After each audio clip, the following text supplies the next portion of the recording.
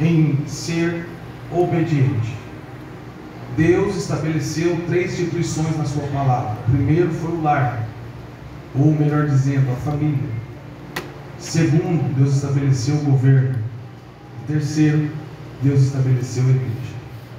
Sendo assim, trata-se de uma responsabilidade do obreiro proceder com diligência e obedecer estas instituições.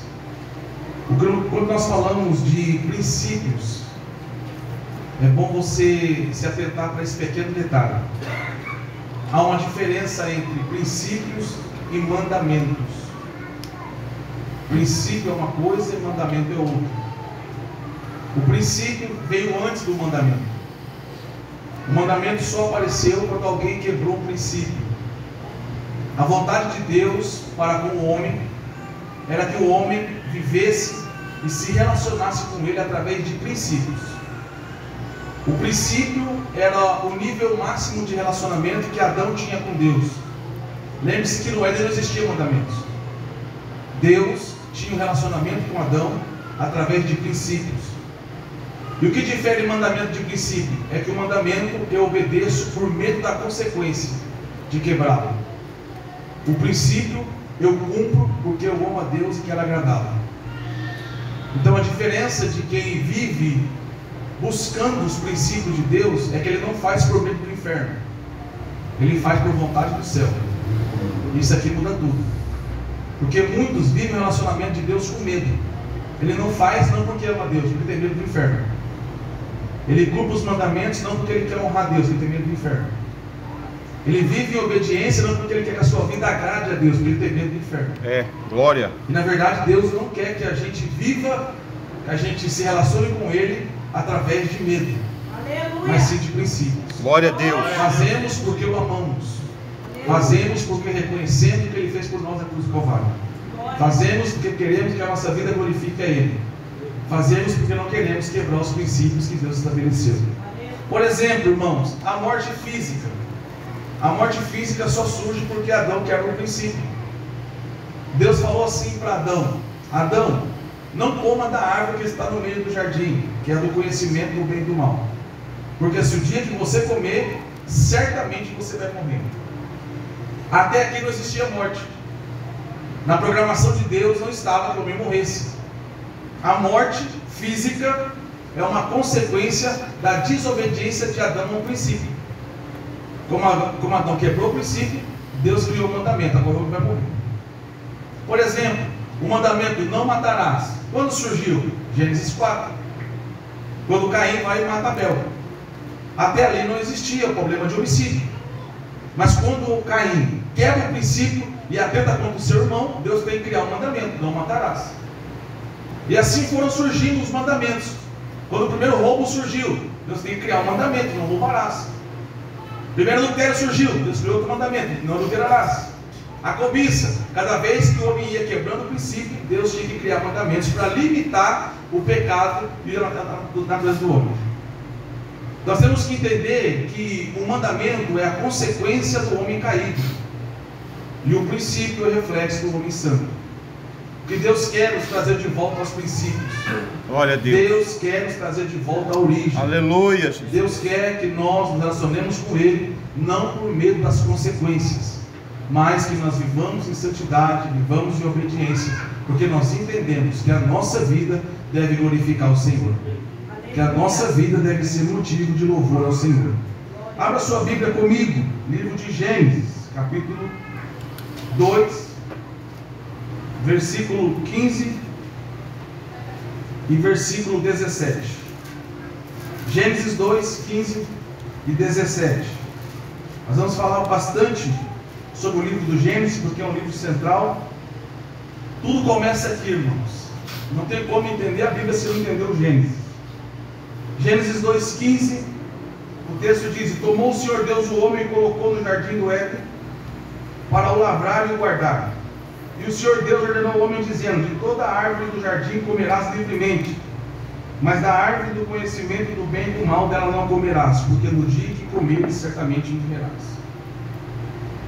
Deus colocou o homem no jardim, e o jardim brotava constantemente.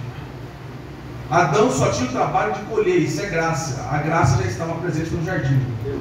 A graça é você receber algo que você não merece, você não tem mérito nisso. Quando Adão entra no jardim, ele já entra colhendo, ele não entra plantando, Deus plantou. Adão entrou para colher. Então Deus falou: Adão, se você quiser continuar usufruindo da minha graça, que é a bênção de só colher do jardim, você não pode transpor o meu princípio. Você não pode desobedecer os limites que eu estabeleci. Toda a árvore do jardim é tua, só uma que é minha. Não toque, não coma, porque o dia que você quebrar esse princípio, a morte vai entrar na sua vida. Irmãos, estou falando agora isso aqui de Adão, para a gente tipificar a morte espiritual de um obreiro. Quando um obreiro começa a morrer espiritualmente, quando ele transpõe o limite da obediência, quando ele transpõe o limite que Deus estabeleceu de obediência. A morte espiritual é uma sentença de morte espiritual para o obreiro como obreiro, ele transpor o limite da obediência. Glória a Deus. Porém, quando o obreiro entende o que é ser obediente e vive praticando isso, ele vai viver a bem-aventurança do jardim, sempre colhendo aquilo que ele não precisou plantar. É por isso que o diabo não quer que a gente seja obediente, porque ele sabe que a obediência mantém o jardim brotando todos os dias. Enquanto nós somos obedientes, o jardim sempre vai estar brotando para nós. Nós sempre vamos estar colhendo alguma coisa.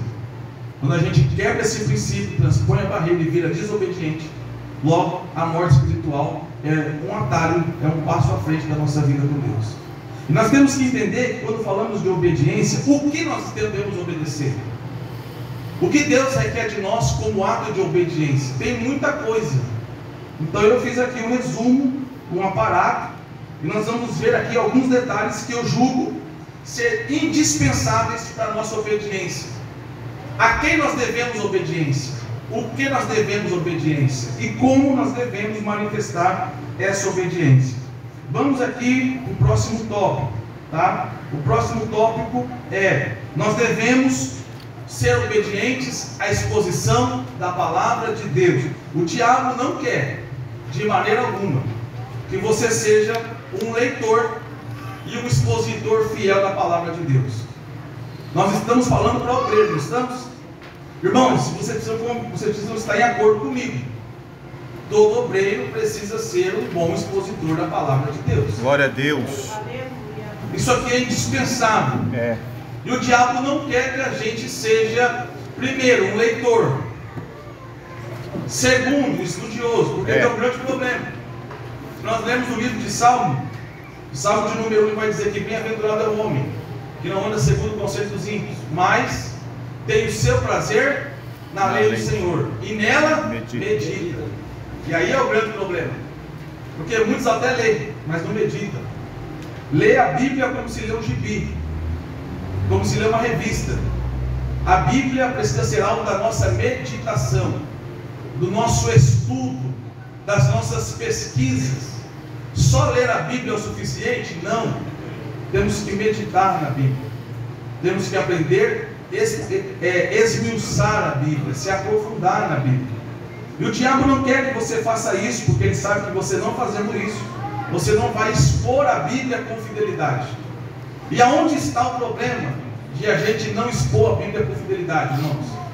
A gente cai no abismo da desobediência. É um grande perigo para nós, que somos obreiros e obreiras, que estamos lidando com a igreja do Senhor, falando, pregando a palavra, não expor as escrituras com fidelidade. É um abismo que talvez para alguns não tem volta, e vai atentar com a nossa própria vida espiritual, e vai acabar com morte espiritual. Mas vamos lá na sua apostila, vamos ler aqui, para que a gente possa dissertar melhor. Nesse tempo onde fábulas mirabolantes e mensagens egocêntricas e de autoajuda estão sendo ovacionadas em nossos públicos, nossos obreiros congêneres precisam regressar a entronizar a exposição genuína da palavra, para que assim Deus seja entronizado em nossos cultos novamente. Qual é o problema desse tempo? Mensagens egocêntricas, mensagens de autoajuda. Só se ouve você vai vencer, mas não se ouve arrepende-te. E eu fico preocupado com isso, irmãos, porque a pregação que a gente ouve hoje, ela é uma pregação que difere muito do que Jesus pregou, do que os apóstolos pregaram e do que João Batista pregou. do que Paulo pregou. Se nós pegarmos os grandes pregadores da igreja, João Batista, Jesus, os discípulos e o apóstolo Paulo, todos eles pregavam a seguinte mensagem: arrependem-te. Não tinha outro teor de mensagem que eles pregavam a não ser: arrependam-se. O que nós menos ouvimos hoje nos nossos púlpitos é: arrependam-se. A gente mais ouve é: você vai vencer, vai te dar vitória, vai te dar carro, vai te dar casa, vai te abençoar. Glória a Deus, tudo isso Deus faz mesmo. Mas isso parte de uma premissa. Qual é a premissa? Obediência. Irmãos, Deus não abençoa ninguém que está vivendo em desobediência. Glória a Deus. Deus não abre porta para ninguém que vive em desobediência. Deus não traz bênçãos abundantes sobre quem está desobediente. A obediência é a base de tudo. E Deus disse isso desde o princípio. Deus lutou para que o povo de Israel entendesse isso.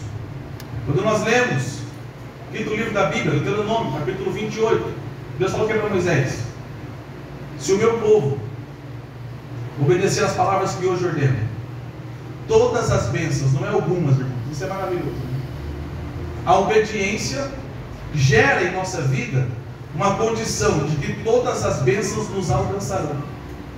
É claro que o texto é para Israel, mas é um texto atemporal e ele tem validade para nós. Aquele que vive em obediência, ele é alvo das bênçãos de Deus. Ele não precisa persegui-las, nem correr atrás delas. São as bênçãos que correm atrás dele. Oh, glória! Isso é importante você inculcar na sua cabeça. Se eu obedecer a Deus, obedecer a minha liderança, obedecer a palavra, se eu for obediente, as bênçãos de Deus vão me alcançar. Oh, glória! Eu não vou precisar viver correndo atrás do que eu quero. É Deus quem vai trazer até mim. Se você tem fé para crer na palavra, também posso, porque isso é uma verdade para nós. Glória a Deus. 2 Timóteo, capítulo 4, versículo 2, falando de obediência à palavra. Paulo falou assim para Timóteo: Timóteo, pregues a palavra. Faça isso em tempo e fora de tempo. Redargue-se, repreenda e exorte com toda a longanimidade e doutrina. Porque virá um tempo que não suportarão a sã doutrina, mas terão comichão nos ouvidos. Amontoarão para si doutores conforme a sua própria concupiscência, e desviarão os ouvidos da verdade, voltando às fábulas. Mas tu se sobra em tudo. Glória a Deus. Suporte as aflições. Irmão, esse texto foi escrito há mais de 2000 anos. Mas como ele pode ser tão atual como para os nossos dias? Paulo falando para Timóteo sobre a importância da exposição da palavra. E 3 expressões me chamam a atenção. Primeiro, Paulo diz para ele assim: repreendas. Segundo, exortes. Terceiro, redargua. Tudo isso que Paulo diz para Timóteo é o cerne da exposição bíblica. A exposição bíblica vem para quê? Para nos exortar, para nos repreender e para nos redarguir. O que é redarguir, Tiago? Alertar. O que é exortar? Endireitar. O que é repreender? Tirar do buraco. Olhando para isso, a palavra, irmãos, quando vem com direção e exposta de maneira correta, ela gera um grande efeito na minha e na tua vida. Porém, quando não há obediência à palavra, e por que eu falo que tem que haver obediência à palavra? Porque a gente é tentado a pregar para o povo que ouvir. Nós somos tentados a falar o que o povo se agrada. A gente quer ver o povo correr, quer ver o povo pular, a gente quer ver o povo rodar, o povo falar em línguas. Só que esse tipo de mensagem não gera esse efeito, né, irmãos? Só que aí a gente tem que decidir: nós vamos ser obedientes ao que a palavra diz ou ao que o povo quer? Se nós não obedecermos a palavra, nós estamos fadados à destruição. Vamos lá, Oséias capítulo 4, versículo de número 6. Profeta Oséias, capítulo 4, versículo de número 6. Irmãos, nós temos que ler a Bíblia atentando para os detalhes. Um detalhe faz a diferença. Oséias 4, 6 diz assim: porque o meu povo foi destruído. O meu povo foi? Não foi derrotado, irmãos. Foi destruído. Derrota, você pode se levantar e lutar de novo. Destruição não. A palavra destruir aqui é cair para nunca mais se levantar.